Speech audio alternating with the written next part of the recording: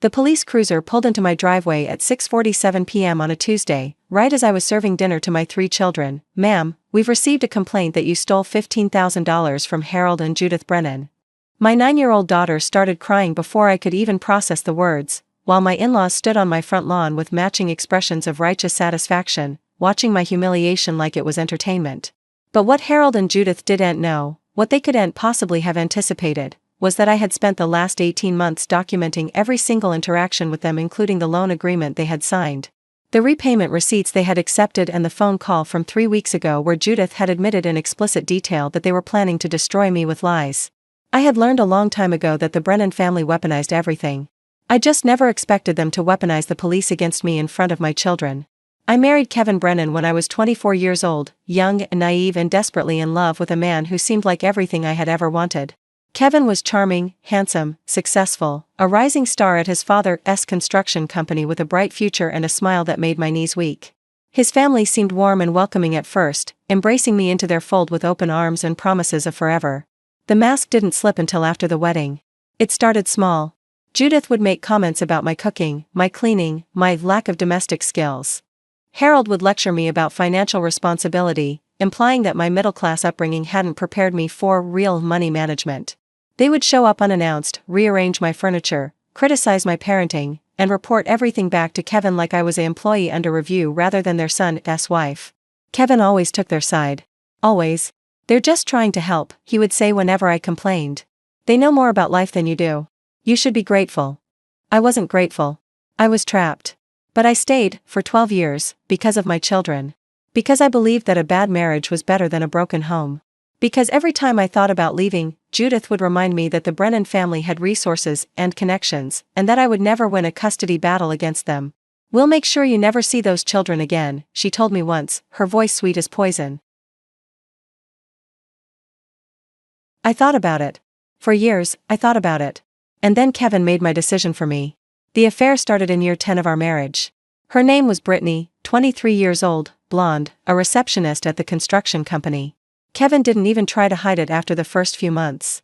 He would come home smelling like her perfume, check his phone constantly, disappear for work emergencies that lasted entire weekends. When I confronted him, he laughed. "What are you going to do about it, Monica? Leave?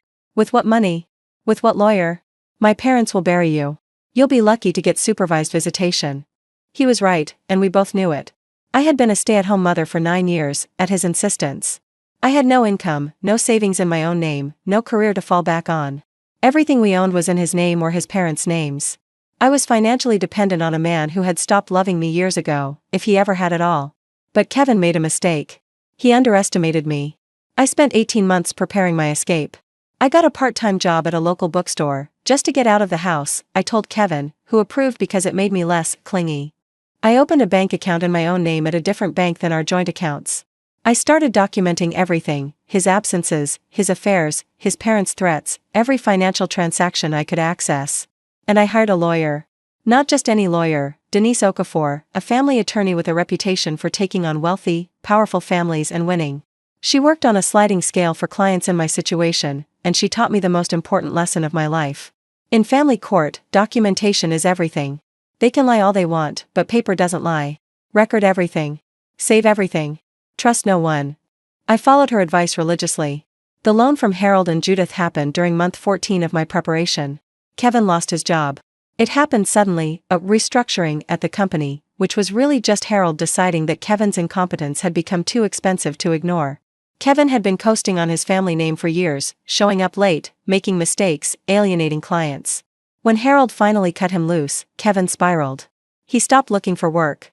He started drinking heavily. He became mean in ways he had never been before, not physically violent, but verbally cruel, tearing me down in front of the children, blaming me for his failures. And then the bills started piling up. The mortgage. The car payments. The credit cards Kevin had maxed out buying gifts for Brittany. Within 3 months, we were drowning in debt, facing foreclosure, watching our carefully constructed upper-middle-class life collapse around us. That's when Harold and Judith offered to help. "We'll loan you $15,000, Harold said, his voice dripping with condescension, "to cover the mortgage and get Kevin back on his feet. But we need this in writing, Monica. We need to protect ourselves." I should have refused. I should have seen the trap being laid. but my children needed a roof over their heads. My 9-year-old, my 7-year-old, my 4-year-old, they didn't deserve to be homeless because their father was a failure and their grandparents were predators. So I agreed. But I insisted on my own protections. The loan agreement was 3 pages long. I drafted it myself, with guidance from Denise. It specified the amount, $15,000, the repayment terms, monthly installments of $500 over 30 months, the interest rate, 0%, and most importantly, the signatures of all parties involved. Harold and Judith signed it. Kevin signed it. I signed it. I made 4 copies. One for them, one for Kevin, one for my lawyer, and one for a safe deposit box they didn't know I had. Then I started making payments. Every month, without fail, I transferred $500 to their account. Every month, I saved the confirmation receipt.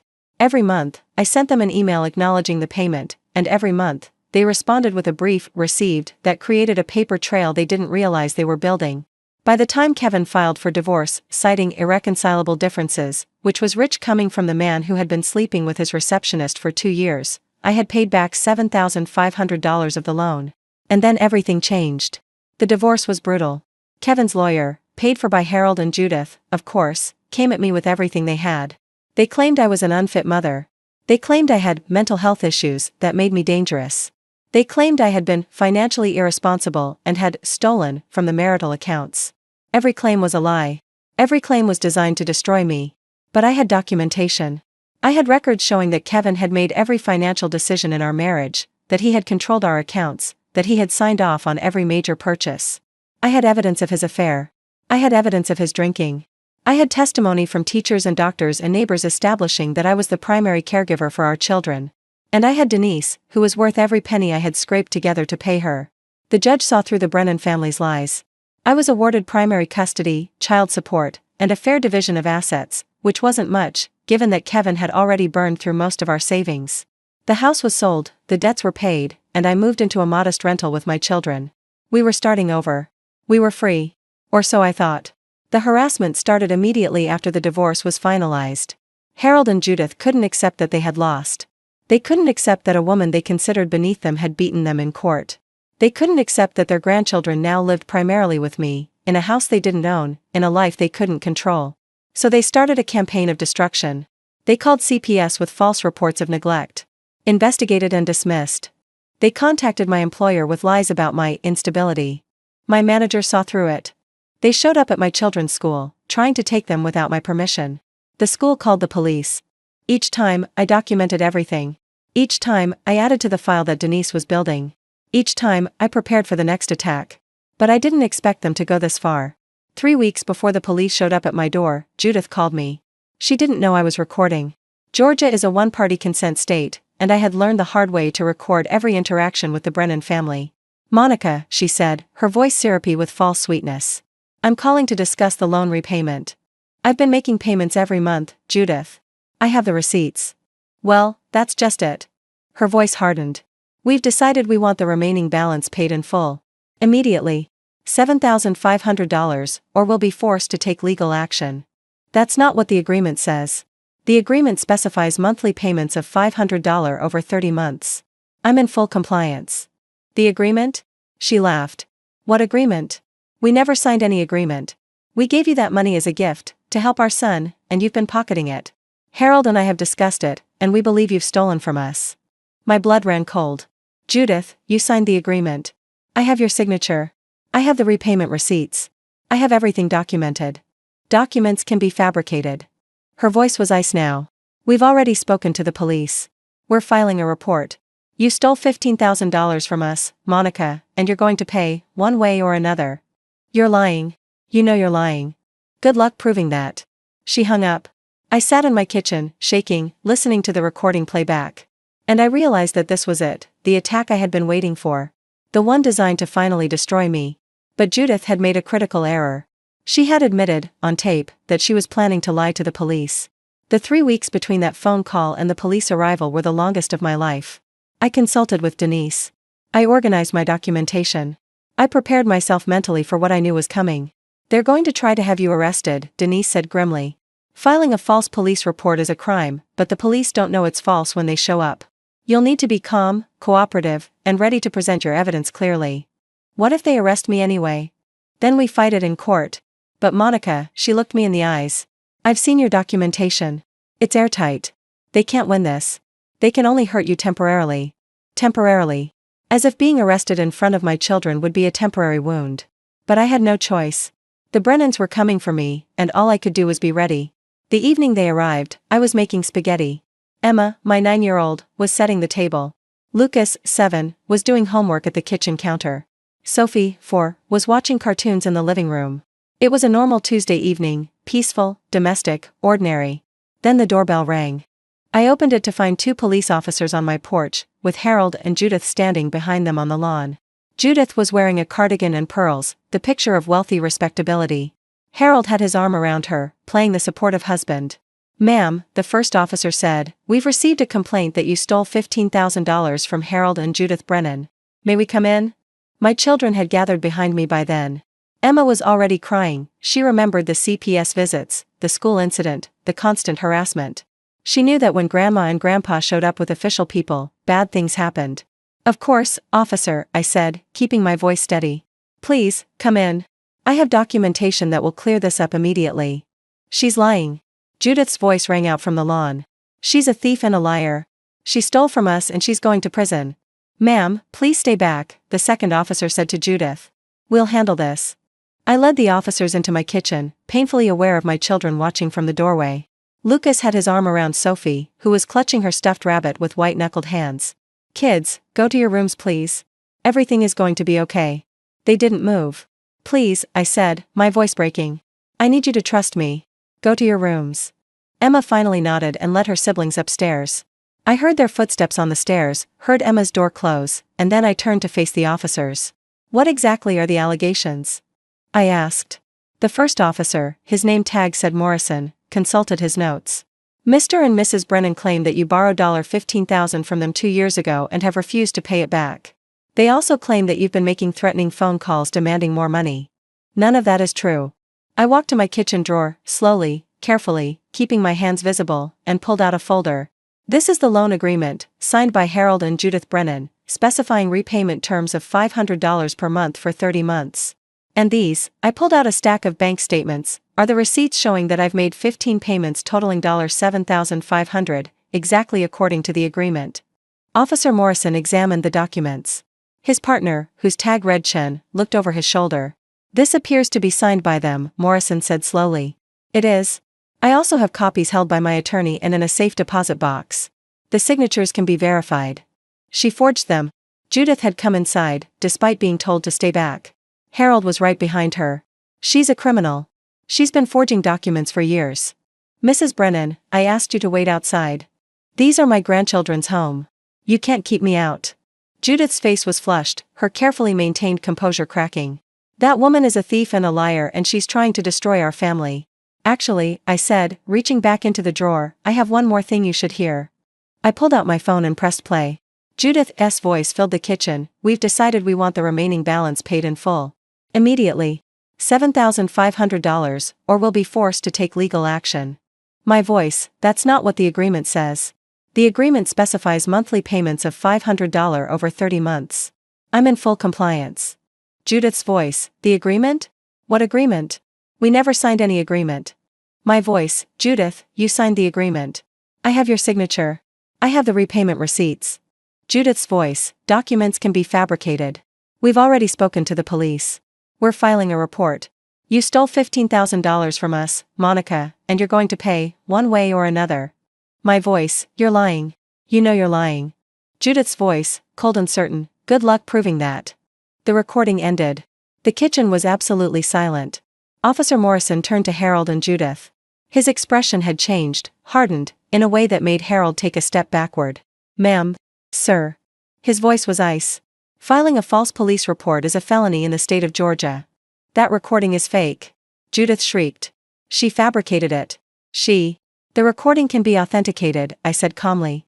"It was made on my iPhone, which timestamps and stores the original file.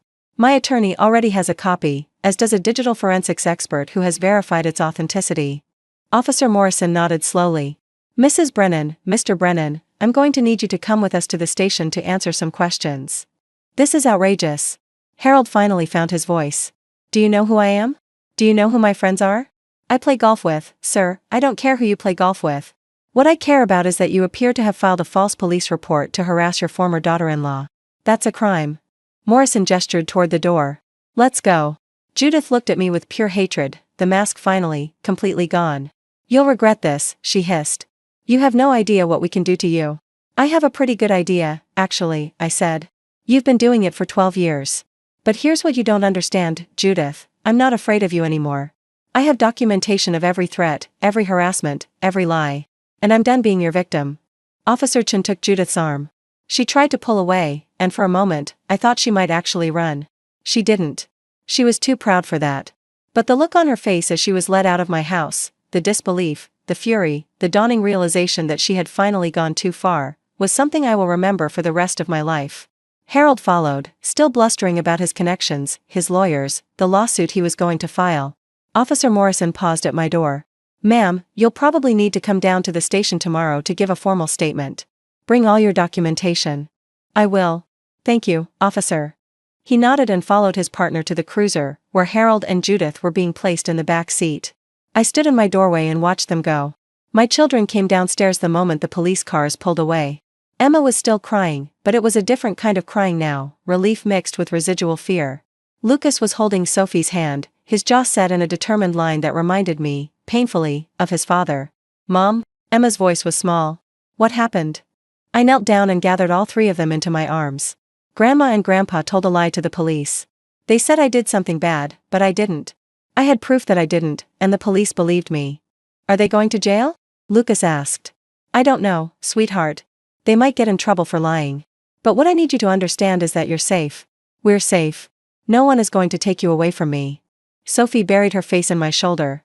I don't like Grandma, she whispered. I know, baby. I know. We stayed like that for a long time, huddled together on the kitchen floor, holding on to each other. The spaghetti went cold on the stove. The homework sat unfinished on the counter. None of it mattered.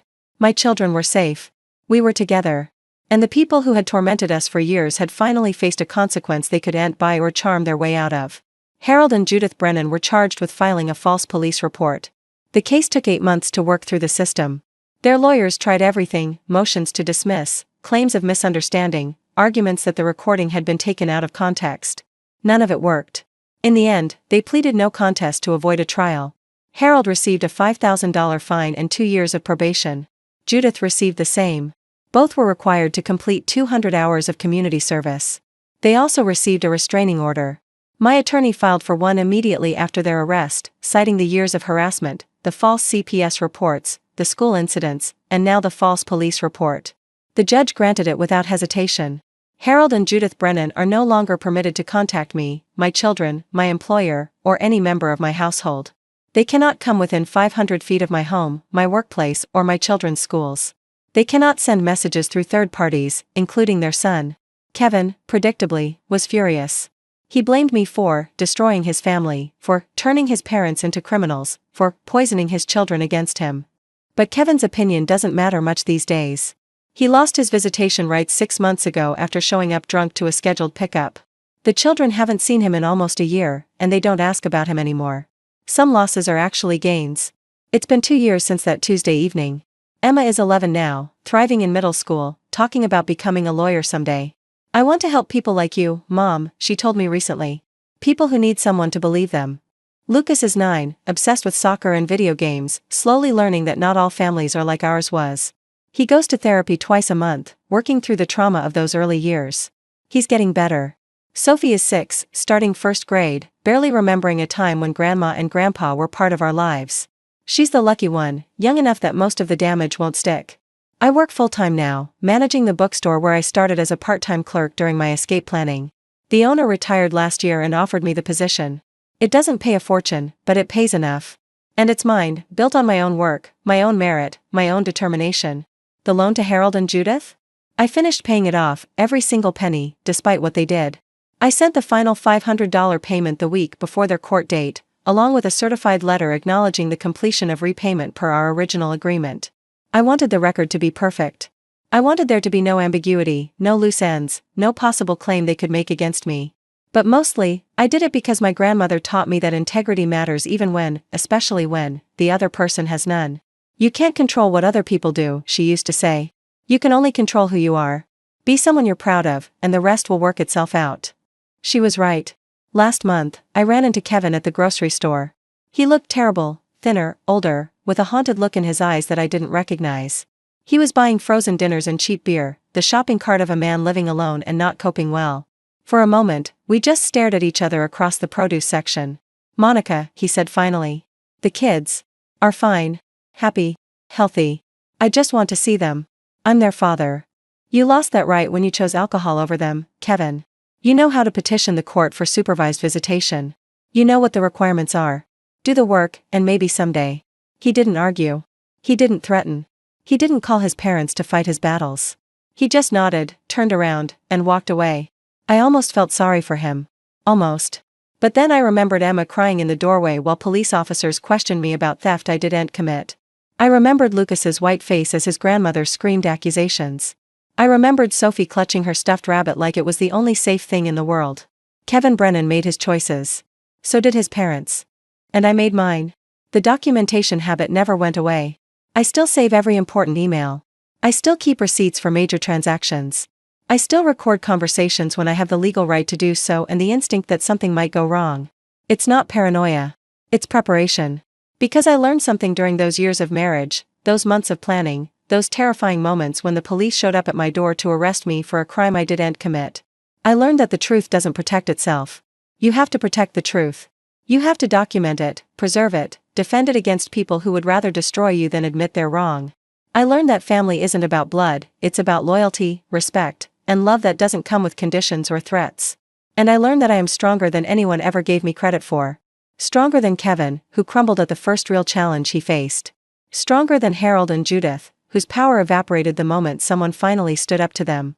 Stronger than the scared young bride who walked into that family 14 years ago, desperate to be loved and willing to accept abuse in its place. That woman is gone. In her place is someone who knows her worth, protects her children, and never, ever, lets anyone make her feel small again. The Brennans thought they could destroy me. They were wrong. I destroyed them instead, not with lies or manipulation or money or connections. Just with the truth. And a really, really good filing system.